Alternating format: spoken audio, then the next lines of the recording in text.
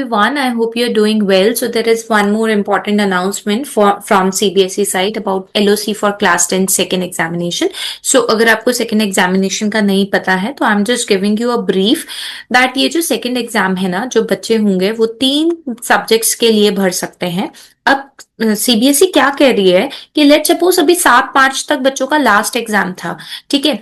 7 मार्च तक एग्जाम है, बच्चों को पता लग गया है कि उनका पेपर कैसा हुआ है, राइट। तो लेट सपोज किसी बच्चे का मैथ्स का पेपर, किसी बच्चे का इंग्लिश का पेपर और किसी बच्चे का एसएसटी का पेपर, कोई भी 3 पेपर जो है वो अच्छे नहीं हुए हैं और they want to give it again, या कोई भी 2 पेपर या कोई भी 1 पेपर ऑल्सो, उनको वो एक दोबारा देना है। तो लेट सपोज मान के चलिए उनको मैथ्स का पेपर ही दोबारा देना है क्योंकि उनको लगता है कि मैंने उतना बेस्ट नहीं दिया जितना मैं दे सकता था या दे सकती थी, तो वो एक क्वेश्चन मार्क है।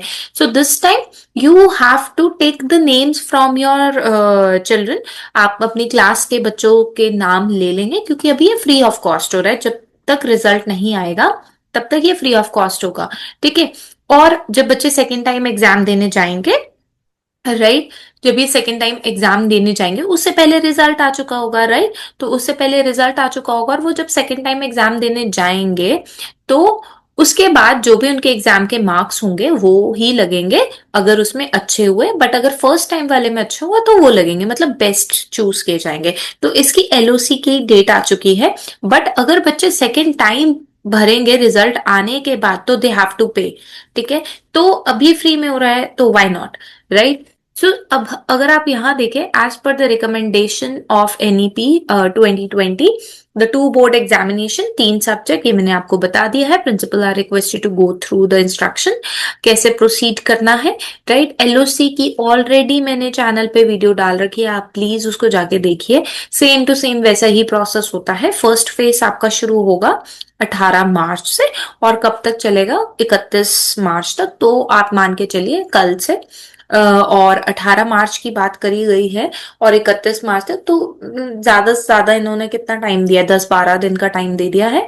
और एग्जामिनेशन की जो फी है फर्स्ट फेज की, next day from the day of the declaration of result. तो जो ये एग्जामिनेशन फी की पेमेंट होगी फर्स्ट वाले की, that is declaration of result के 5 दिन के बाद, और जो एलओसी का सबमिशन है next day from the day of declaration of result for the 5 day. और अगर हम एग्जामिनेशन फी की सेकेंड फेज की अगर हम बात करें तो वो भी ऐसे ही होगी, और थर्ड फेज की बात करें तो 7th डे पर होगी when the result is declared, ठीक है। सो एग्जामिनेशन फीस जो होगी थर्ड टाइम की वो आपकी लेट फीस के साथ चलेगी। तो लाइंस जो होंगी वो 12 बजे आज से शुरू हो जाएंगी। एक्सपेक्टेशन क्या है कि ये प्रिंसिपल्स के लिए है, राइट। कोई भी examination centre will be change, ऐसा कुछ नहीं होने वाला है कि आप बच्चे का एग्जामिनेशन सेंटर वगैरह चेंज नहीं होगा। अब क्या क्या कंडीशंस इन्होंने बता रखी हैं, it is mandatory for all the students to appear in the first board examination. वो बच्चों ने दिया ही होगा, ये नहीं है कि बच्चे ने दिया ही नहीं है और फिर आप उसको उसमें बिठा दें, नहीं, ठीक है। All pass and eligible students are allowed to improve their marks in 3 subjects, science, maths, SST और एनी ऑफ द लैंग्वेज। अगर स्टूडेंट ने अपीयर किया है 3 या 3 से ज्यादा सब्जेक्ट्स में in first examination, then she is not eligible to appear in second examination. Such students are allowed to appear in main examination only next year in the month of February. For students whose result in the first examination अगर compartment है तो वो compartment category में ही जाएगा। No new names will be added to LOC, कोई भी नए नाम ऐड नहीं होंगे सेकेंड एग्जामिनेशन में, राइट। तो ये चीजें आपको कुछ ध्यान में रखने वाली है, राइट। अब यहाँ पे बोला है सब्जेक्ट चेंज अलाउड नहीं है, जो फर्स्ट एग्जामिनेशन मैथमेटिक्स के केस में लिया था वही होने वाला है। कैंडिडेट जिनको चाइल्ड विद स्पेशल नीड्स वाले हैं, उन्होंने फर्स्ट एग्जामिनेशन जो भी दिया था उनकी फैसिलिटीज को सेम टू सेम रखने वाले हैं। नो न्यू कैंडिडेट, कोई भी नया कैंडिडेट इसमें आप अलाउ नहीं करेंगे, ठीक है। Improvement, there is no facility of improvement of performance. Internal में कोई आपको वो नहीं मिलेगा। एंड जैसे अगर टीचर ने 20 नंबर में से 15 दे दिया तो उसमें कोई आप इम्प्रूव नहीं करा सकते। Student must have appeared at least 3 examination.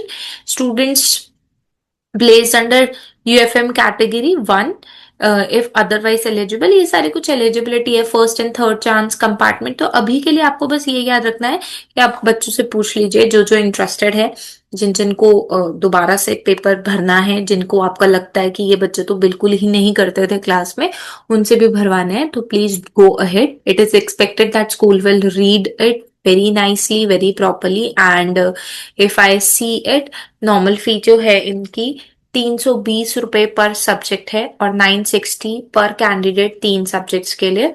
और अगर हम लेट फीस देखें तो 2000 है। सॉरी, इसमें यहाँ पे बताया गया है, तो इसके अंदर आपको पेमेंट करनी होगी इम्प्रूवमेंट में। मैंने पहले बोल दिया था कि इम्प्रूवमेंट में पैसे नहीं लगेंगे, तो इन्होंने बताया गया है कि यहाँ पे पैसे लगेंगे। सो 320 रुपए लगेंगे, right. So this is all about it. अगर फिर भी कोई डाउट रह गया हो तो please let me know in the comment box. Thank you so much for watching.